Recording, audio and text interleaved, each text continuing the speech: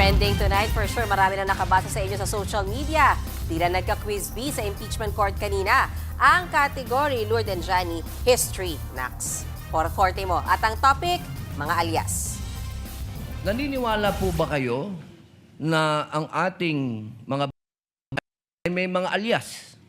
Kilala niyo po ba sila Di Masalang na ang ating mga bayani ay gumamit ng mga alias?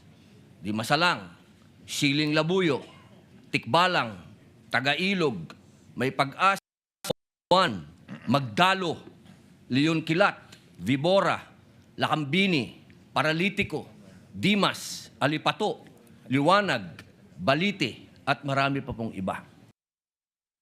Ito pang matindi dyan, biglang umeksena si Senator Judge Bam Aquino nung saktong pinag-uusapan ang kanyang namayapang tiyo. Ito na lang po. Kilala niyo po ba kung sino si Marcial Bonifacio? Si Benigno I'm sorry, Aquino Sharon. Jr., si Ninoy. Siya mismo may alias. Tama po. Si Ninoy Aquino po ang kanyang alias ay Marcial Bonifacio. Oho, pero wala naman ho siyang confidential funds na Grabe naman yun. It's giving history with Lord... Ay, history with Robin naman pala sa impeachment court kanina. Diba? I think he was, tama ba ako? Kung tama yung intindi ko dun sa nangyari. I think si Senator Robin was trying to establish at justify yung kay pangailangan ng aliases nung mga nasa resibo sa confidential funds. Kasi yun, doon lang naman gumamit ng alias eh. Tama ba? Pero pare-pareho yung mga pirma. Oh, ayun lang. Parang copy and paste nga daw, di ba? Oo. Pero parang ang pinupunto niya, di lang yung nasa confidential funds ang may alias, pati yung mga bayan at ibang personalidad may alias din naman. Parang ilang mga senador may alias din. Like, sige nga. Halimbawa, si Jose Bautista, Ramon Revilla Sr. Oh! Galing pagkausap ko talaga si Lourdes, no? Oo History nga eh. talaga eh, no? Pero mahirap bang makaisip ng alias? Madali lang. Halimbawa, yung sinasabing Marcial Bonifacio, kasi Marcial Law, si Ninoy, kinulong, at sa Fort Bonifacio siya napiit ng 7 years. So, kumbaga, mamaya pag-uusapan natin yan sa ating Word of the Lord, may significance, hindi yung parang random lang. Halimbawa, And si it was- Johnny, kung maghahanap siya ng alias niya, yung may relevant sa Relevant buhay niya. oo. And at that time, it was needed, tama? Lalo na sa It was Katipunan. needed nung pauwi siya Oo. ng Pilipinas. Kailangan niya kasi para makabalik siya. Gumamit siya ng false name. Kasi pinagbabawalan. Kasi sinabi sa kanya na hindi siya pwedeng bumalik, mayayari siya. Yun. Pero sa Katipunan nun, kailangan nilang gumamit ng alias kasi pag nakulong sila, talagang torture yun o kaya Patay. Oo, matter At of kanina life and parang death. caught off guard si Attorney May Divina Gracia doon. Hindi niya akalaing mapupunta sa aliases ng mga personalidad kasi yung nga usapan. naman, huling-huli mong iisipin naman Diba? parang yung tanong na yun, di ba? Oo. Yun lang. Pero may kilala rin ng mga kriminal na may mga alias din. Oo. Talagang Sino? Halimbawa, yung isang ano nga ba ito, Abu Sayyaf. Si Commander Robot, di ba? Ah, yes! Hindi naman yung totoo niyang pangalan. Tama. Kaya lang siya Commander Robot dahil magaling daw sa mag-strat. Napunta tayo Totoo sa mga... ba? Oo. Totoo. Napunta tayo sa mga teroristang gumagamit ng aliases, ha? Okay. Pwede. Kapatid, narito na ang malalaking balita sa Frontline tonight. Day 19 ng impeachment trial, paalala ni Senate Presiding Officer o Impeachment Presiding Officer Jesus Codero, bawal pag-usapan sa media ang merito ng kaso versus VP Sara Duterte. Ebidensya raw dapat ang manaig at hindi ang opinyon ng publiko. Dumarami ang kaso ng mga nagkaka-leptospirosis, pati na yung alagang hayop, abay tinatamaan din yan. Bukod pa dyan, dumarami na rin ang nagkaka-dengue. At sa Showbiz Tonight, bumuhos ang pakikiramay sa pagpanaw ng music icon na si Dolly Parton sa edad na 80. Mga kapatid, nagbabala si Impeachment Court Presiding Officer Jesus Codero laban sa sino mang magsasalita sa publiko tungkol sa merito ng impeachment case ni Vice President Sara Duterte. Paalala yan kaugnay ng sub judice rule. Sa ilalim yan mga kapatid o yung Rule 80 ng impeachment rules, bawal ang pagbibigay ng komento at opinyon na may kinalaman sa merito ng kaso. Hindi kasi dapat inuunahan ang magiging hatol ng impeachment court. Posible kasi mga kapatid na gamitin daw ang media para galitin o kumbinsihin ang publiko na pumanig sa isang kampo. Ang punto ni Escudero, huwag itong gawing trial by publicity. Ito ang sabi niya dyan. You know who you are, and based on the records, we know who you are. Just turning it into a circus and weaponize the media to substitute public outrage for actual evidence. Kabilang sa inihalimbawa ni Escudero ay ang pahayag ni Vice President Sara Duterte na patunayan ng prosekusyon ang impeachment of offense sa pamamagitan ng ebidensya. At huwag daw idaan sa insulto at espekulasyon. Pumalag ang bise sa pagtawag sa kanya bilang mastermind ng prosekusyon. Kung talaga raw malakas ang kaso, hindi na raw kailangan mga madadaramang mga salita. Ang pang-iinsulto aniya ay patunay ng mahinang argumento o ebidensya. May sagot naman sa bise ang Malacanang.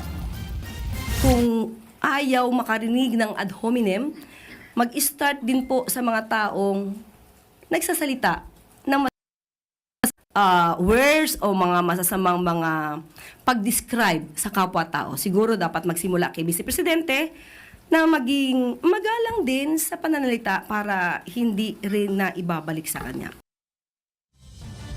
Sinita rin ni Senator Cheese Escudero ang paggamit ng prosekusyon at na magkabilang kampo ng mga salitang scam, mastermind at modus operandi. Naungkat din ang Facebook post ni Prosecutor Attorney Amando Ligutan. Nagkomento siya sa issue ng misleading question sa hearing. Depensa naman ni Ligutan, nagtama lang siya o kinorek lang daw niya yung nakita niyang mali, lalo't isa rin daw siyang law professor. Heto ang paliwanag niya. Ang pagtatama ng mali ay kailanman hindi ipinagbabawal kahit sa loob ng impeachment court ito. Ang pagtuturo, ang pagtatama ng mali ay walang pinipiling lugar at walang pinipiling panahon. That's why I made that post. Pati mga senator judges abay hindi rin ligtas. Sabi ni Senator Escudero, oo, at may karapatan silang magtanong at suriin ang ebidensya. Pero paalala niya, dapat manatiling patas at neutral. Sa pagpapatuloy ng impeachment trial, Day 19, abay ginisa ng ilang senator judges ang hostile witness na si OVP Chief of Staff Lemuel Ortonio. Muling inungkat ang mga kaibang pangalan na nakatanggap umano ng confidential funds. At ito na ang nauwi sa mga usapang alias. Tinanong ni Senator Judge Raffy Tulfo ang pagbabayad ng gamot sa mga informant gamit ang confidential funds. Pero paulit-ulit ang sagot ni Ortonio. Hindi raw siya ang makakasagot dito dahil si dating OVP Security Officer Raymond Lachica ang nagpatupad ng confidential o nag-implement ng confidential activities. Pakinggan natin ang mainit na bahaging yan ng impeachment trial. Defies logic, hindi po kapani-paniwala ang mga pinagsasabi mo. Sir, for me, it really defies logic. Sayang po yung pagkatalino mo rito. Nasira po yung pagiging isang matalinong tao. Nagsasalita ka na para kang, sorry sir, nagtatanga-tangahan. Salamat po sir. With all due respect, Your Honor, I personally take offense of that comment, sir. I actually just did my duty, sir. At the time, sir, I believe na yun po yung kailangan kong gawin bilang isang empleyado po, sir. Paano naman po yung mga taong bayan? They're being offended. Sinabi rin ni Ortonio na si VP Sara ang pinaka-responsable sa kabuuan ng confidential funds. Siya raw kasi ang head of agency ng OVP. Well, being the head of agency, ma'am, I believe that kailangan niyang malaman lahat ng mga nangyayari. And I know, ma'am, na si Ma'am Inday really wants to know details, no, especially on implementation of the different activities that we do in the office. So it is really meron talagang involvement in terms of ensuring that things are properly implemented within the office. And based on that knowing, batay sa kaalamang iyon, siya ang pinaka-responsable sa kabuang iyan. Based on that, ma'am, being the head of agency, ma'am, I would say so, ma'am. Miss Mean, bago ka magtuloy, no, meron pa rin tayong mga kapatid kasi na hindi pa alam kung ano yung sub judice rule. So ano ba ito? Martina, this is for you. Basically, di ba kapag may mga kaso tayong pinapanood sa TV, usually gag order kapag may gag order, bawal na po kami magsalita. Ganun din sa impeachment court. Basically, mga kapatid, to simplify things, bawal silang ang senator judges, presiding officer, abogado ng prosekusyon, ng depensa, at si VP Sara as a respondent, bawal po silang magsalita sa labas ng korte tungkol sa merito ng kaso. Ano ba yung merits ng case? Yung bigat ng kaso, yung mga witness, characters ng witness, so on and so forth. So, tuloy ko lang what makes it more difficult this time? Kanina ilang beses sinabi to ni Presiding Officer Escudero, yung spokespersons kasi ng both camps are also lawyers. Sabi niya hindi raw dapat, diba? Hindi dapat. Kaya nga ilang beses na niya sinasabi na ina-advise ko kayo, maglagay kayo ng spokesperson na hindi ka bahagi ng legal team nyo. Kasi kapag humaharap na sila sa media, yung media, syempre magtatanong at magtatanong eh. At sasagot sila, nasasabi nila somehow yung merito ng kaso eh. Pero hindi ba malinaw naman talaga kasi dapat lang yan, ang sabi ng ibang observers, sa mga senator judges lang dapat yan. Na sila ultimately ang huhusga sa dulo. Kung ayaw nila magkaroon ng opinion ang publiko, edi wag nilang i-live stream. Public, yeah. Maganda yung tama yan, Lord. Kaya maganda yung inumpisahan ni Presiding Officer Escudero yung kanyang mahabang ruling sa paglilinis ng sarili nilang bakuran. Correct. Na bago ko pagbawalan at morningan yung prosecution at depensa, tayo rin as senator judge, kailangan... Pero baduy yung punishment sa kanila. Ethics, Ethics kapag, lang, di ba? oo. Sila rin mag-judge. Kaya nga, pero at least Hindi gaya sa mga abogado, may ilang strikes muna. Yung una, may isisermonan ko, pangalawa may Open court. 30,000. Tsaka, pwede kang ireklamo sa Supreme Court. Correct. O, di ba? Pero yun nga, maganda na in public na sabi yon na, uy, mag-practice naman tayo ng neutrality. Huwag Tsaka yun ng masyadong pagiging pahalata. impartial. Yes. Pero yun nga, speaking of, huli na lang, dahil minamadali tayo ni Tony, pero huli na lang, kakasabi lang ni Presiding Officer kanina nung tungkol sa, uy, mag-ingat kayo sa language nyo, bawal ang improper language. Medyo kinorek niya yung sinabi ni Senator na tanga-tangahan. Sabi niya, let's just use the word feign ignorance. Yun. So yung mga ganong Mahalagang salita. point din, all roads lead pa rin to the chika. Na, At hindi pala empleyado ng OVP, kinumpirma. last na talaga, sorry, sa akin, sa part ko. Pag hindi pala, hindi nga. At pag hindi pala siya hindi siya ni-request ng prosec at ng defense, pwede pa lang mismo ang impeachment court magpatawag sa kanya. Aha. Yun. Which is mangyayari na kaya yan soon? Possible kasi ang daming tanong eh. Siya lang makakasagot. Pero diba? sumipa na. Ang kaso sa sakit na leptospirosis sa Maynila. Ang emergency room nga ng ospital ng Maynila, nag-overcapacity na po. Sa loob lang ng isang linggo ay may halos 200 leptospirosis patients nang naitala sa lungsod. 5 sa kanila ang nasawi. Ang problema pa, hindi lang ER ang puno dahil may mga pasyente nang hindi mabigyan ng kama. Ultimo surgery ward ay ginamit na rin para sa leptospirosis patients. Ayon sa pamunuan ng ospital, nitong Lunes nagsimula ang dagsa ng mga pasyente. Babala naman ng mga eksperto, maging ang mga alagang hayop ay tinatamaan din po ng leptospirosis. Nakukuha ito sa paglusong sa bahang kontaminado ng ihi ng daga, lalo na kung may sugat o kung maiinom ng hayop ang tubig mula sa baha. Sa Quezon City naman, binabantayan na rin ang sakit na dengue. Ayan na. Sa tala ng QC Epidemiology and Surveillance Division, higit 4,000 ang tinamaan ng dengue sa lungsod ngayong taon. Pinakamarami po sa Barangay Payatas na may halos 400 kaso. Patuloy ang misting sa mga barangay para maiwasan ang pagdami ng lamok.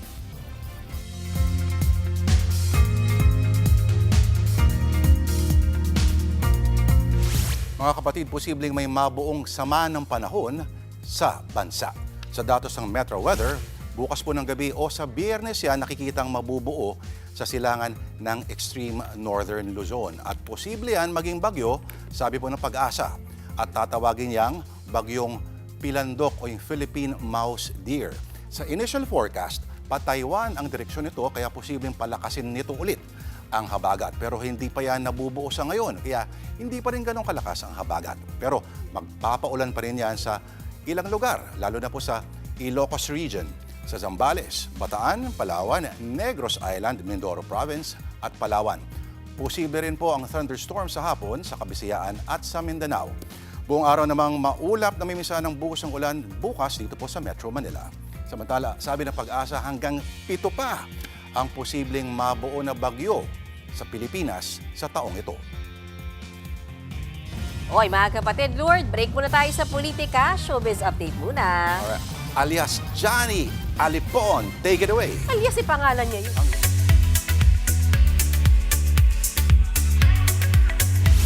Bumuhos ang tribute sa pagpanaw ni country music legend na si Dolly Parton sa edad na 80. Ang American singer na si Kelly Clarkson nagpost ng kanyang pagdadalamhati sa pagkamatay ni Dolly.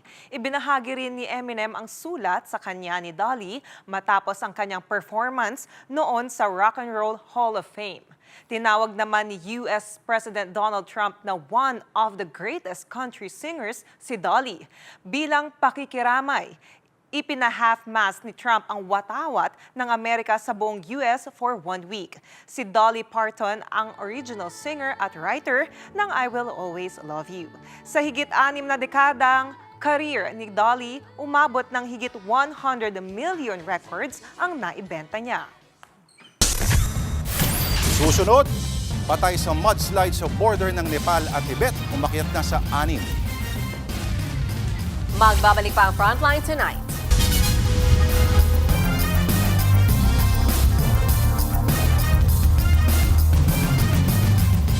Mga kapatid, Lourdes Vera po ang inyong lingkod. Mahalaga ang pag-share mo nitong ngayon, naglipa na ang mga fake news.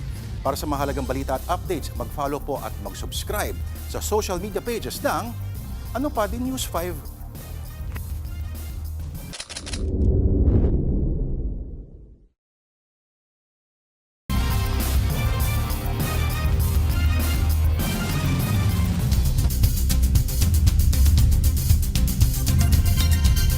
Sa Frontline News Abroad, 9 ang patay at halos 400 ang nawawala sa mudslide sa border ng Nepal at Tibet sa China. Sapul sa CCTV na nagtatakbuhan pa ang mga tao bago lamunin ng mudslide ang gusaling yan kanina. Sa tindi po ng pagguho, nalubog ang buong lugar kaya wala na ring nakita o makita sa video. Sa drone shot naman na ito sa Nepal, maraming bahay at lugar ang nalubog sa putik. Ayon sa report, 384 travelers ang nawawala kasunod ng mudslide. 9 naman ang namatay. Ayon sa ulat, bunsod ng malakas at walang humpay na pag-ulan ang nangyaring mudslide.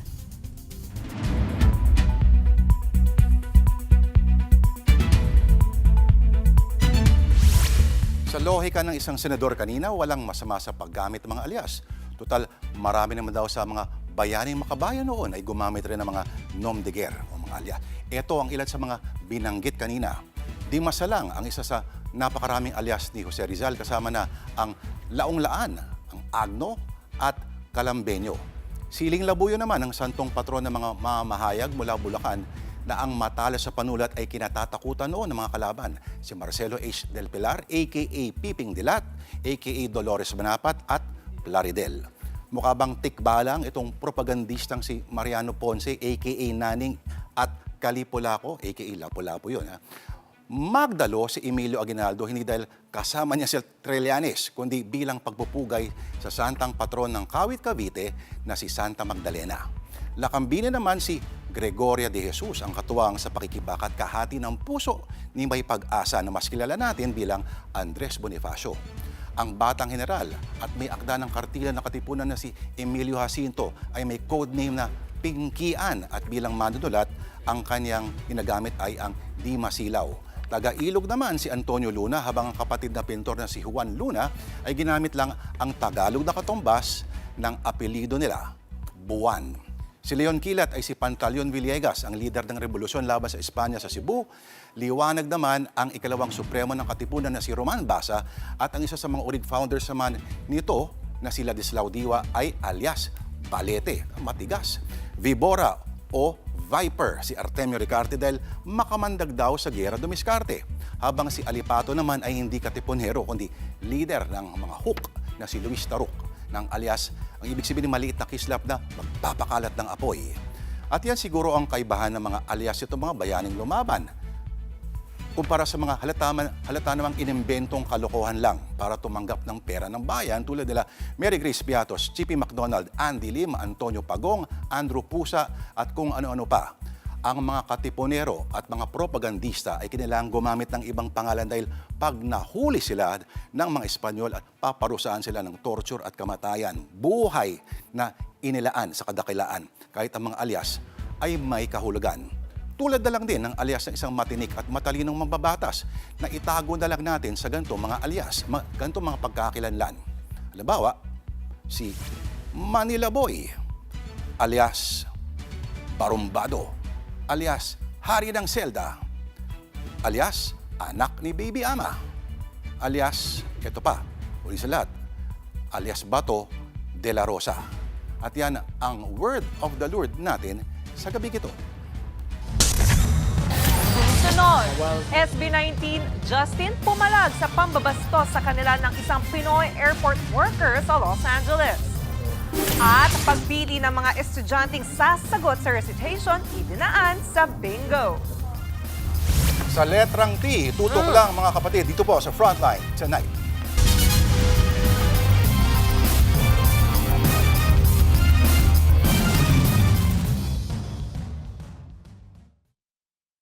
Mga kapatid, Mean Los Baños Oroseo po, anong masasabi mo sa balitang ito? Ibahagi ang inyong opinion sa comment section. Mag-follow at mag-subscribe na sa social media pages ng News 5 para sa iba pang balita at updates.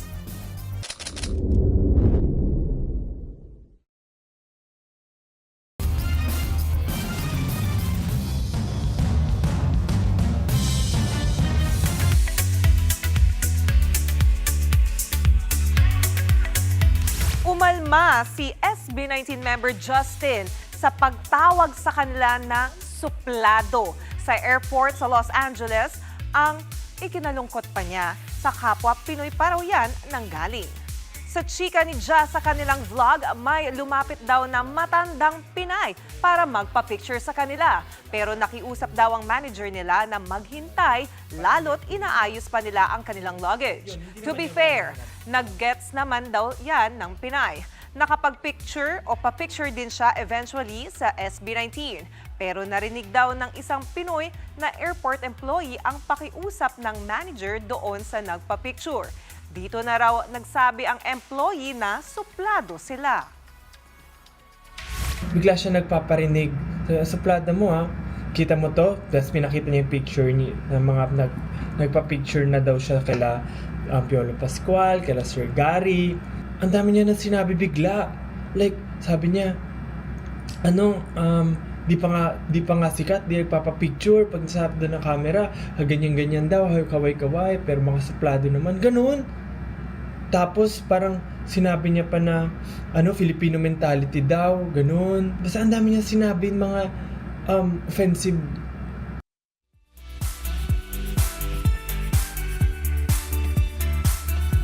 Okay, kamusta kayo pag may recitation?